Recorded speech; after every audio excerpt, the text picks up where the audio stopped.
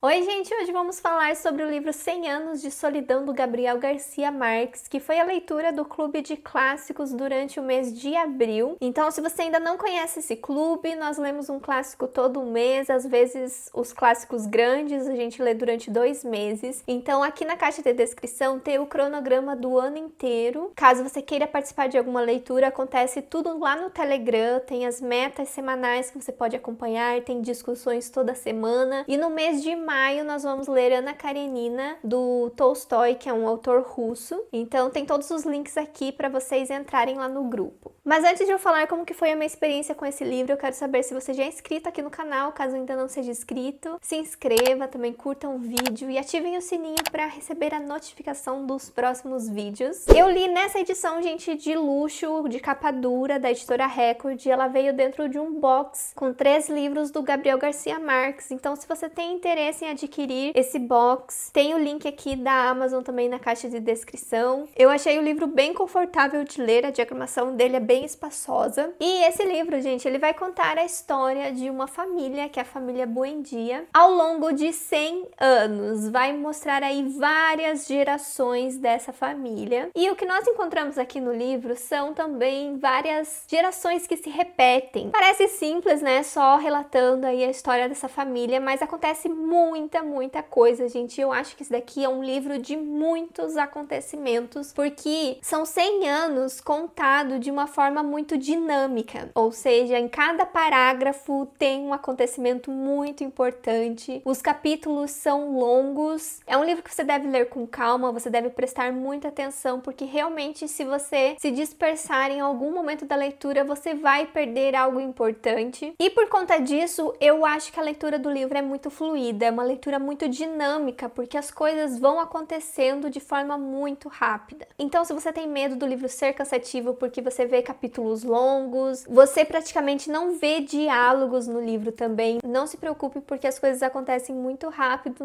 não dá nem tempo de você piscar que já passou assim vários anos. Uma coisa que acontece muito nesse livro é que conforme vão nascendo os filhos, os netos, eles vão recebendo os nomes dos pais e dos avós. Então, pode ter muita confusão de nomes aí para quem vai ler esse livro. Tem uma árvore genealógica no começo dessa minha edição, que em certo momento eu tive que recorrer a ela, porque realmente dá um bug na sua cabeça, assim, com tanto nome parecido. E além disso, gente, os personagens recebem esses nomes repetidos porque eles possuem personalidades semelhantes. E eu acho que isso é o mais legal aqui nessa família, é o quanto as gerações vão se repetindo, o quanto as personalidades acabam sendo muito parecidas ali do avô pro neto. Por exemplo, os Josés Arcádio, eles são mais impulsivos, eles são mais extrovertidos, enquanto que os Aurelianos são mais introvertidos ali no seu mundinho e são mais estudiosos. Essa é uma característica muito presente aí nos personagens que possuem esses nomes. Até tem um fato bem interessante aqui, que tem uma geração que nascem gêmeos, e daí conforme os gêmeos vão crescendo e vão mostrando a sua personalidade, tem um mito ali que eles acreditam que os gêmeos foram trocados, porque o José Arcádio tem a característica de um Aureliano e vice-versa. Então eu achei isso muito interessante, o quanto essa personalidade vai se repetindo aí através de gerações. E também, gente, os erros vão se repetindo muito. Essa família aqui, ela é muito conhecida por grandes erros que eles acabam cometendo aí ao longo de suas vidas, e você vê isso se repetindo ao longo das gerações. Tanto que o resultado no final do livro é algo como se fosse predestinado, tipo uma maldição assim para a família, de tanto que as coisas foram se repetindo e foram sempre sendo avisadas ao longo de gerações e gerações para que aquilo não acontecesse. Então é muito interessante, gente. E ele começa com o patriarca e a matriarca meio que fundando uma cidade, que é Macondo. Então a ambientação do livro é fantástica, porque você percebe que essa é uma história que acontece há muitos anos atrás, que tem aquele estilo de fundar um lugar, um vilarejo, onde também não existe tecnologias, não existe nada aí do nosso tempo, onde essa família sempre está presente em tentar trazer coisas novas, trazer coisas inovadoras ali para onde eles vivem. O patriarca aqui da família, o José Arcádio Buendia, ele é muito visionário, então é muito interessante ver aqui a visão que ele tem para Macondo no começo do livro, e essa paixão dele pela ciência, pela alquimia, por criar coisas novas, acaba sendo muito visionário mesmo ali pro lugar que eles acabam construindo. Mas a matriarca, que é a Úrsula, é aquela mulher de garra que ela vai atrás de resolver as coisas do jeito dela, e é incrível ver a evolução dessa personagem ao longo do livro. Ela é a pessoa que carrega essa família nas costas, gente. A Úrsula faz tudo. Ela é a que tenta consertar ali a burrada dos seus filhos, dos seus netos. E ela tá sempre presente, gente. Ver a trajetória dessa mulher até o final do livro é incrível. Ela foi a minha personagem favorita. Outros personagens acabam dando muito asco também pro leitor ao longo da leitura, porque o livro ele trata também de muitos assuntos polêmicos que fazem com que o leitor não se conecte muito com os personagens, principalmente em relação a incesto. Tem um caso também do Aureliano, que ele se apaixona pela menina que é criança ainda, que apesar de ser algo normalizado nas gerações antigas, traz um pouco de desconforto durante a leitura, até da forma que é tratada as coisas. Então, ele é uma leitura que gera desconforto em relação a isso, e o tema do incesto é muito presente dentro dessa família, até no comecinho. Por exemplo, a Úrsula e o José Buendia, eles eram primos. Eu sei que relações de primos são mais comuns, mas você vai encontrar muitas outras situações de incesto aqui ao longo da leitura que vão causar muito desconforto, mas é aquele negócio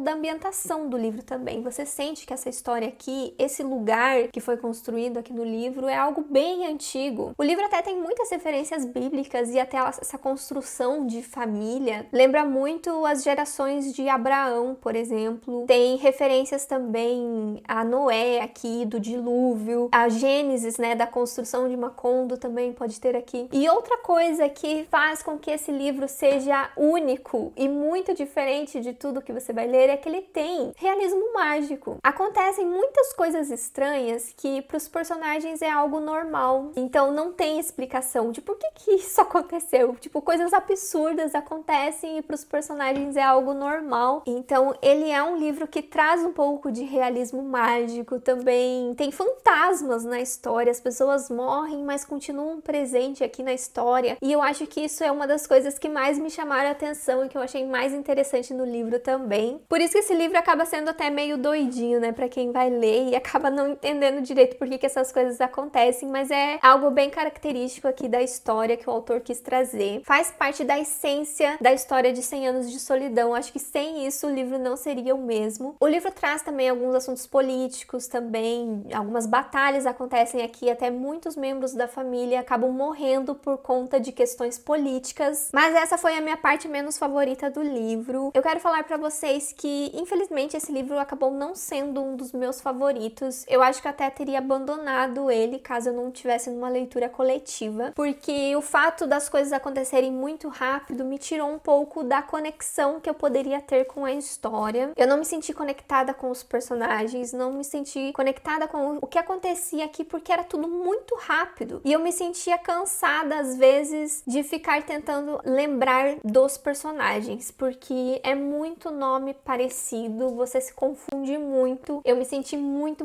confusa mesmo. Eu acho que ele é um livro que exige muita dedicação. Para você ler esse livro, você tem que se dedicar muito a ele, ir anotando as coisas certinho para você não se perder em quem é cada personagem. Chega uma parte da história que você confunde muito o que realmente aconteceu com tal personagem, porque eles são muito parecidos. E isso me desgastou muito durante a leitura, eu ter que parar e associar se eu tava imaginando o personagem certo ou se eu tava trocando os personagens. Eu ficava muito tempo nisso, e isso foi me desgastando ao longo da leitura, e conforme as coisas aconteciam muito rápido, eu fui me desconectando cada vez mais da história até chegar no final dela. Então, infelizmente, não foi um livro que eu aproveitei tanto, mas eu sei que ele é favorito de muitas pessoas, então não deixem de dar uma chance para esse clássico. O importante é vocês conhecerem a história, mesmo que vocês não tenham uma experiência muito muito boa, porque ele é um livro que ganhou o Nobel de literatura, né? Então você fica se perguntando por quê, né?